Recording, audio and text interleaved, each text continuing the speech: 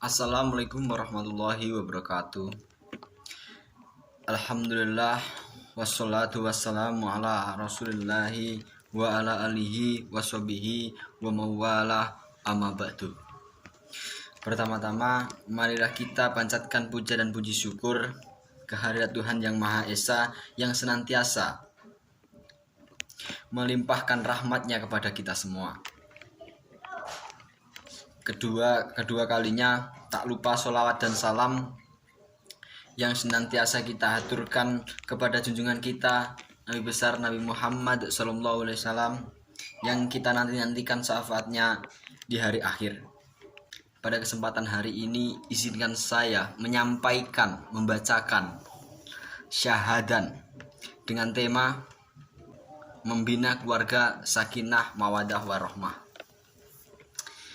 Sebagai acuan, marilah kita dengarkan firman Allah dalam surat At-Tahrim ayat 6 yang berbunyi, Ya ayyuhalladzina amanu qu anfusakum wa ahlikum naran waquduha an-nas wal hijarah عليها ملائكة غلاظ شداد لا يعصون الله ما أمرهم ويفعلون ما يؤمرون.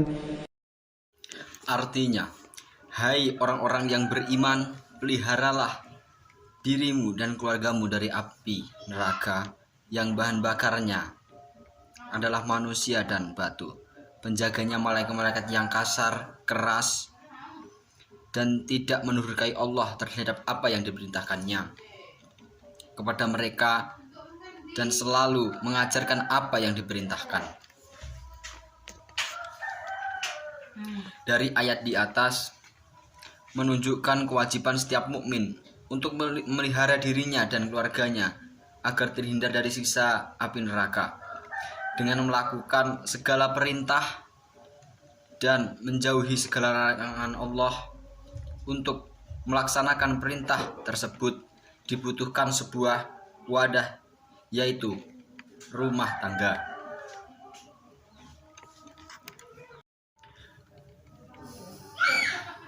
Dalam buku Agenda Sakinah, Kiat Membina Rumah Tangga Bahagia yang disusun oleh Abu Fatihah Al-Adani yang menyatakan bahwa sebuah rumah tangga ibarat miniatur negara. Maka membentuk sebuah rumah tangga berarti menyusun sebuah pemerintahan yang mampu menjamin kelangsungan dan kelestarian dalam negara yang dicita-citakan. Ibarat bangunan, tegaknya sebuah rumah perlu ditopang dengan pondasi yang kokoh, tiang-tiang yang berdiri tegak, dinding yang kuat, serta atap yang teduh. Barulah jadi sebuah bangunan yang layak huni dan nyaman. Rumah tangga adalah wahana untuk memenuhi kebutuhan dan tempat berlindung anggota-anggotanya. Rasulullah SAW mengatakan, Baiti Janati atau rumahku adalah surgaku, merupakan sebuah idealis yang harus dicenakkan sejak dini tatkala hendak membangun sebuah bahtera rumah tangga. Dalam Islam, keluarga memegang peran yang sangat penting, hingga Islam demikian rupa mengatur agar lembaga ini benar-benar menjadi sarana tegaknya sebuah masyarakat yang salih dan beriman. Banyak target yang harus dicapai dan tujuan yang harus diraih dalam kehidupan sebuah rumah tangga seorang muslim. Ada beberapa fungsi sebuah keluarga, diantaranya yang pertama, pernikahan merupakan sarana untuk melestarikan eksistensi manusia sehingga manusia tetap hidup dan terus berlangsung dari suatu generasi ke generasi berikutnya. Kedua, pernikahan merupakan kesempurnaan seorang muslim yang dengannya ia dapat menjaga kehormatan dirinya.